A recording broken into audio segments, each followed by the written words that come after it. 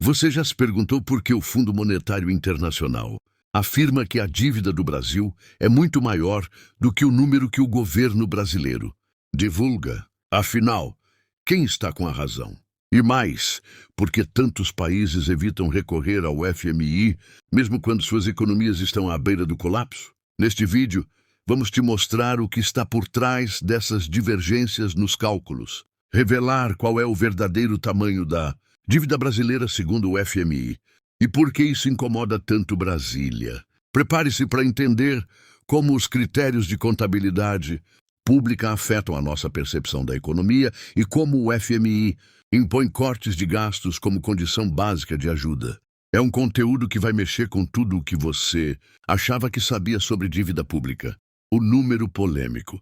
Por que a dívida brasileira muda de tamanho?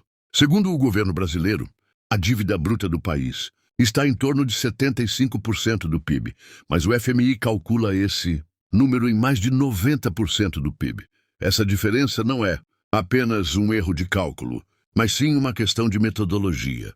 O governo brasileiro exclui alguns passivos que o FMI inclui, como, por exemplo, dívidas com o Banco Central e certos compromissos com bancos públicos. O Brasil também considera que parte dos ativos financeiros compensa essas dívidas, o que o FMI descarta.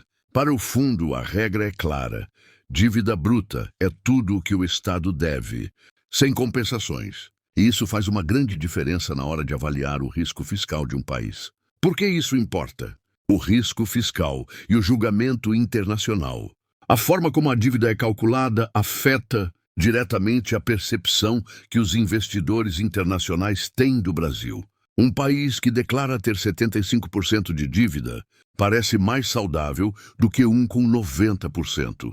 E isso influencia taxas de juros, entrada de capital estrangeiro e até o valor do dólar.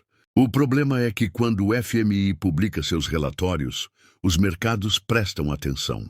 O Brasil pode até tentar justificar seu número menor, mas quem empresta dinheiro ou investe no país tende a confiar mais no padrão internacional. Por isso, governos preferem suas próprias contas.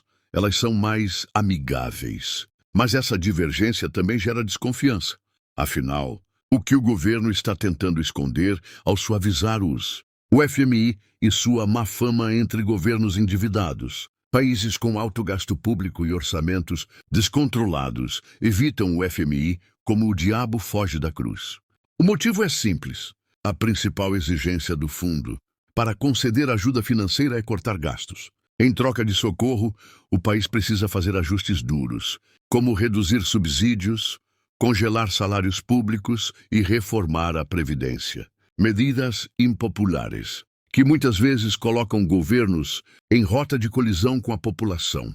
Por isso, muitos líderes preferem esconder ou minimizar o rombo fiscal para não perder autonomia.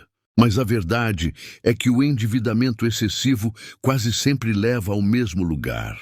Um colapso que só o FMI pode remediar e a um custo político altíssimo. Conclusão: o tamanho da dívida importa, e muito. No fim das contas, a forma como se calcula a dívida pública não é apenas um detalhe técnico. É uma escolha política e estratégica. O FMI usa uma régua mais dura, e isso incomoda países como o Brasil, que preferem versões mais suaves. Mas ignorar a realidade não faz com que ela desapareça. Se a dívida é alta, mais cedo ou mais tarde ela cobra seu preço. Nos juros, na inflação, na desvalorização da moeda e no crescimento travado.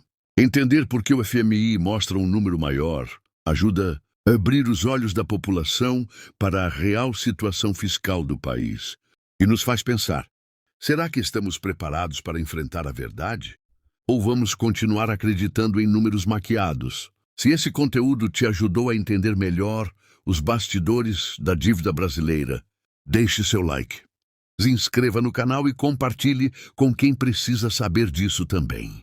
Aqui a gente fala de economia sem enrolação, direto ao ponto. Até o próximo vídeo!